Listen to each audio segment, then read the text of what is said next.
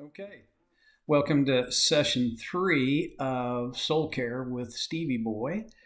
If you're joining us for the first time, I'm thrilled and grateful that you gave the time for this, and I hope you'll find it to be useful and helpful to you. If you've been here before, then you kind of know the dance. And if you have been with us from the beginning, then what I'm going to talk about here is just a brief review so that if this is your first time, you'll be fairly well up to speed. One of the big primary things that I feel about Bible study and understanding what the Bible means when it says what it says is that if we don't have a basic understanding of ancient history, the customs and the practices of people in the day when the New Testament or the Old Testament was written, it's hard for us to understand the content and the meaning because we live in a world very different from the world of the first century.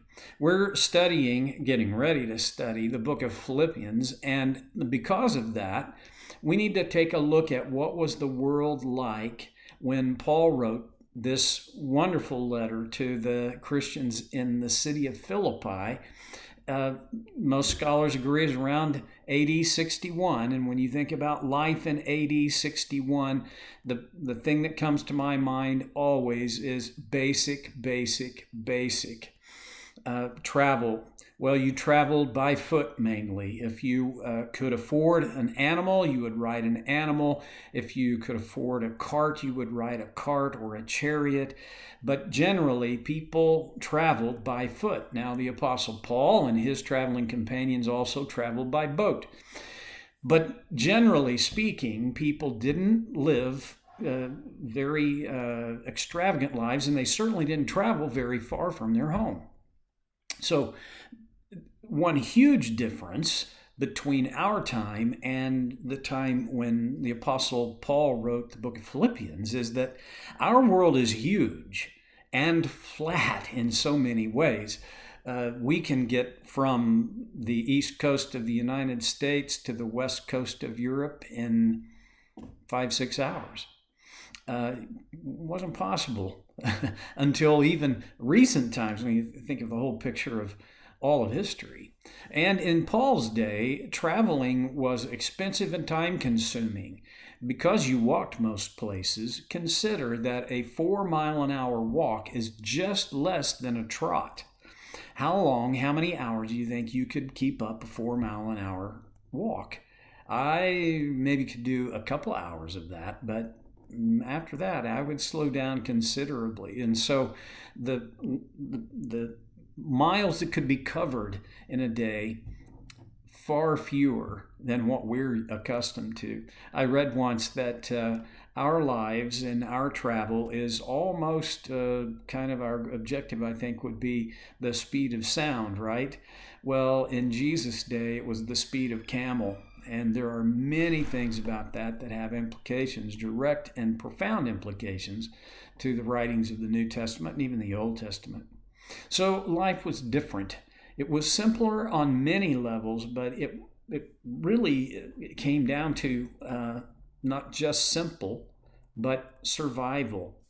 There were many things about life in the first century that were as they were because life was more about surviving and having what you needed for today than having wealth stored up and being in a secure position for the future.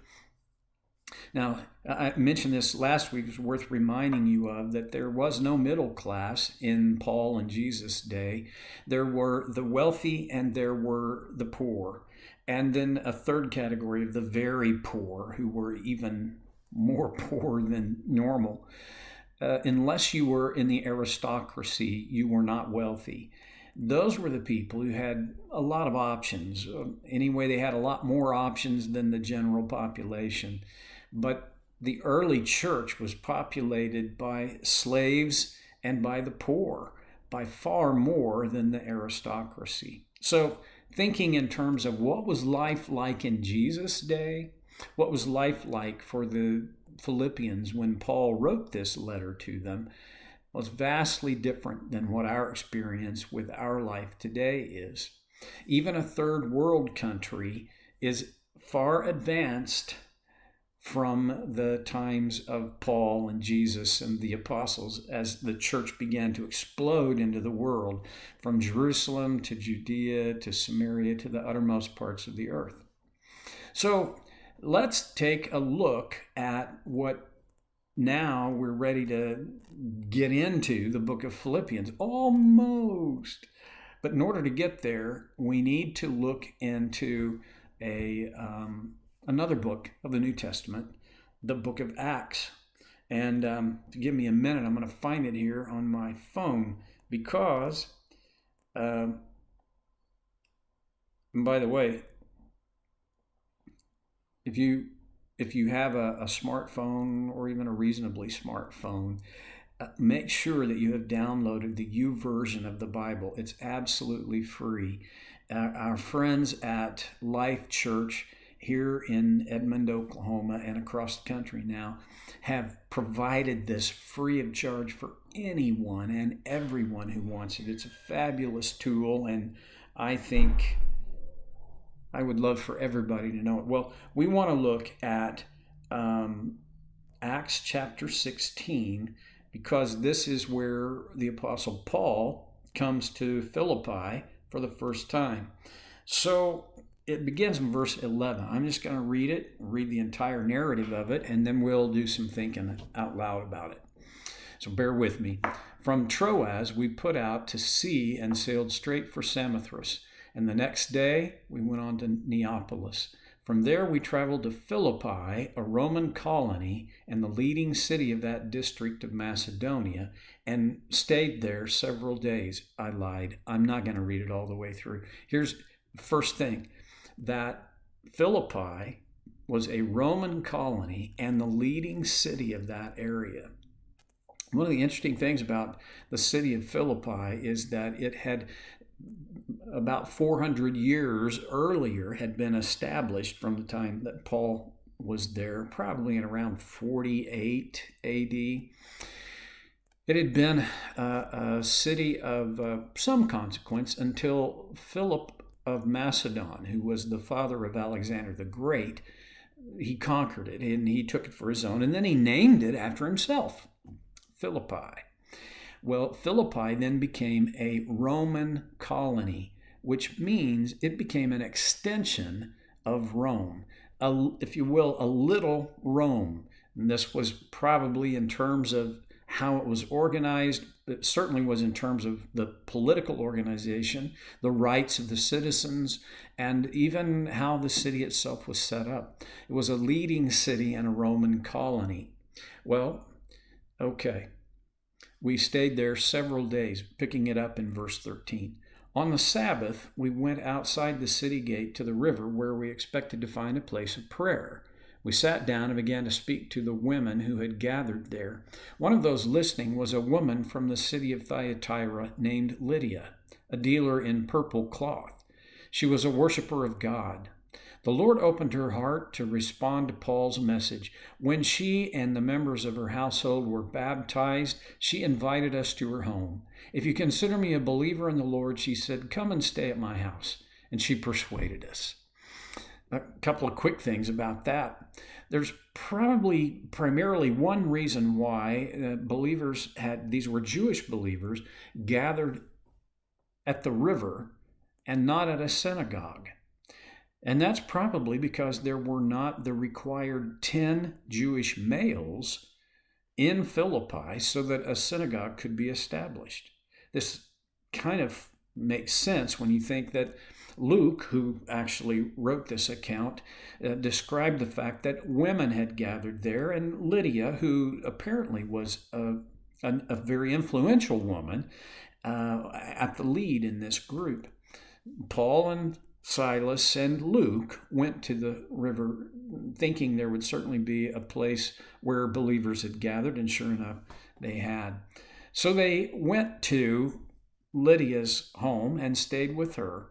And then in verse 16, once when we were going to the place of prayer, we were met by a female slave who had a spirit by which she predicted the future. She earned a great deal of money for her owners by fortune telling. She followed Paul and the rest of us, shouting, "These men are servants of the Most High God who are telling you the way to be saved." Press the pause button for a minute. I wish I was more dramatic and more expressive, because if I was, I would have shouted those lines, because that's what this woman did.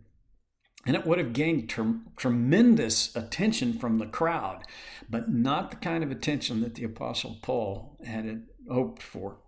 At any rate, in verse 18, she kept this up for many days. Finally, Paul became so annoyed that he turned around and said to the Spirit, "In the name of Jesus Christ, I command you to come out of her." At that moment, the spirit left her. When her owners realized that their hope of making money was gone, they seized Paul and Silas and dragged them into the marketplace to face the authorities. They brought them before the magistrates and said, "These men are Jews and are throwing our city into an uproar by advocating customs unlawful for us Romans to accept and practice." Well, they were sort of right, but they were stretching the truth to a large degree as well. The real truth was, if this kept going, their livelihood would have been decimated. The crowd joined in the attack against Paul and Silas, and the magistrates ordered them to be stripped and beaten with rods. Now, that's pretty important. Stripped and beaten with rods. I'm not sure that we can even connect with this. This was not just a whipping. This was beaten with rods, with sticks, and not just randomly beaten. They were beaten by men who had been trained on how to inflict the greatest amount of pain. Ooh. Well, verse 23, after they had been severely flogged, they were thrown into prison, and the jailer was commanded to guard them carefully. When he received these orders, he put them in the inner cell and fastened their feet in the stocks. Stop just a minute and think about it. After a severe flogging, they were stripped and then severely flogged. What do you think was the condition of their back? Now think about this. Somebody puts your feet in stocks while you've got that kind of pain, those kinds of wounds on your back. Is there anything? I can hardly think of anything that would be more uncomfortable. In verse 25, about midnight, Paul and Silas were praying and singing hymns to God, and the other prisoners were listening to them. Suddenly there was such a violent earthquake that the foundations of the prison were shaken. At once all the prison doors flew open and everyone's chains came loose. The jailer woke up, and when he saw the prison doors open, he drew his sword and was about to kill himself because he thought the prisoners had escaped. And why he was going to kill himself, since he thought the prisoners had escaped, was because it was the punishment for a jailer or anyone who had been put over the care of the prisoner, that if the prisoner escaped, they would be given the sentence of the prisoner. And so this jailer figured, if all these prisoners, and we don't even know how many of them there were, we just know that there were enough prisoners in the prison that when Paul and Silas sang hymns, that these other prisoners listened. And the jailer felt for sure this was the end for him. And so he was ready to kill himself. But Paul said, "Don't harm yourself, we're all here." And in my mind, that's just a little bit of a miracle. First miracle, the earthquake. Second miracle, none of the prisoners escaped. Verse 29, the jailer called for lights, rushed in, and fell trembling before Paul and Silas. He then brought them out and asked, "Sirs, what must I do to be saved?" They replied, "Believe in the Lord Jesus, and you will be saved, you and your household." Then they spoke the word of the Lord to him and to all the others in his house. At that hour of the night, the jailer took them and washed their wounds. Then immediately he and all his household were baptized. The jailer brought them into his house and set a meal before them. He was filled with joy because he had come to believe in God, he and his whole household. When it was daylight, the magistrates sent the officers to the jailer with the order, "Release those men." The jailer told Paul, the magistrates have ordered that you and Silas be released. Now you can leave. Go in peace. But Paul said to the officers, they beat us publicly without a trial, even though we are Roman citizens, and threw us into prison. And now do they want to get rid of us quietly? No. Let them come out themselves and escort us out. To me, this would have been almost comical to see.